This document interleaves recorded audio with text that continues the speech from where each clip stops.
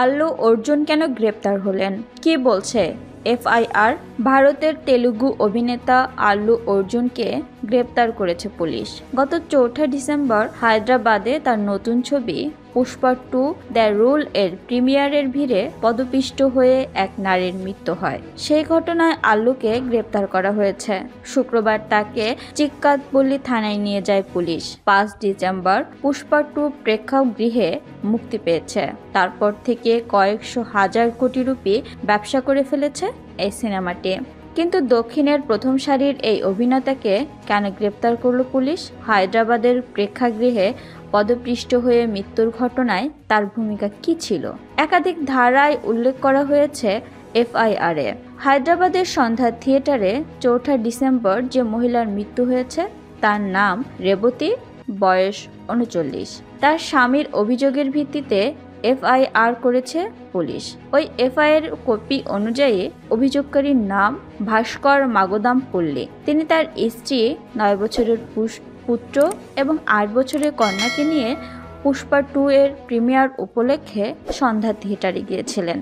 অভিযোগপত্রে ভাস্কর জানিয়েছেন, রাত 9:10 নাগাদ তারা টিকিট কেটে সিনেমা দেখতে হলে ঢুকছিলেন। প্রেক্ষাগৃহে ছিল থেকে ভিড়। রাত 9:40 নাগাদ আল্লু প্রেক্ষাগৃহে আসেন। ভিড় সামলাতে হিমশিল খাচ্ছিল কর্তৃপক্ষ। অভিনেতার নিরাপত্তারক্ষীরা ভিড় সরানোর চেষ্টা করেন। এই সময় ধাক্কাধাক্কি হয়। রেবতী এবং তার পুত্র সাইতেশ প্রেক্ষাগৃহের নিচের বেলকনিতে ছিলেন।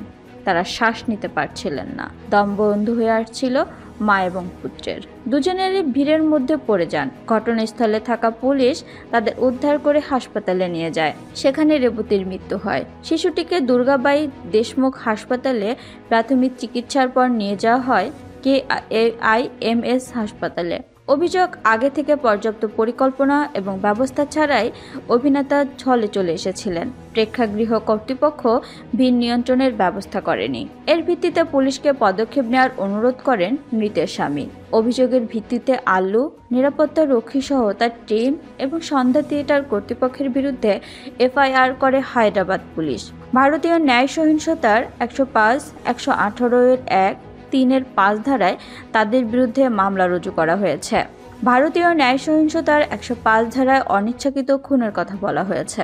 118 এর 1 ধারায় অস্ত্রের মাধ্যমে যন্ত্র, আগুন, ক্ষতিকর গ্যাস বা বিষ ইত্যাদি মৃত্যু ঘটানোর কথা বলা হয়েছে। পুলিশের বক্তব্য, আল্লু কখন কোথায় ছবির প্রিমিয়ারের জন্য যাবেন পুলিশকে সে বিষয়ে পর্যাপ্ত তথ্য দেয়নি তার টিম। প্রেক্ষাগৃহের তরফেও পুলিশকে কিছু জানানো হয়নি। আচমকা সন্ধ্যা থিয়েটারে বুধবারে পৌঁছে যান তিনি। ওই প্রেক্ষাগৃহের সামনে পুষ্পা 2 এর প্রিমিয়ার উপলক্ষে এমনিতেই ভিড় ছিল।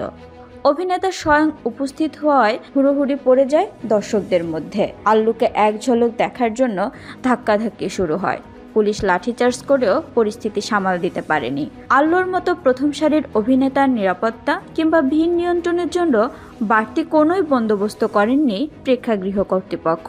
অভিনেতা এবং তার টিমের প্রবেশ কিংবা প্রস্থানের জন্য আলাদা কোনো দরজারও ব্যবস্থা ছিল না।